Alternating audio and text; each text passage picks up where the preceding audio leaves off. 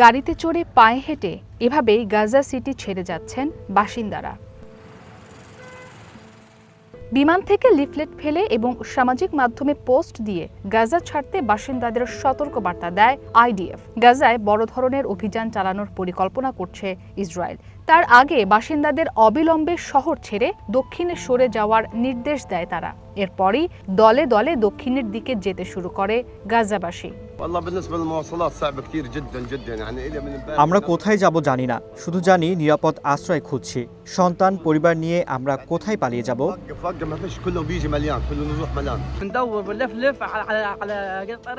আমার ভাই বোন ছেলে মেয়ে আমার সাথে আছে।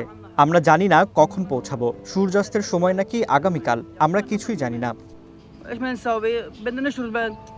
কয়েক সপ্তাহ ধরে গাজা সিটিতে জোরদার হচ্ছে ইসরায়েলের স্থল ও বিমান হামলা। এতে শহরটির 50টি বহুতল ভবন ধ্বংস হয়েছে।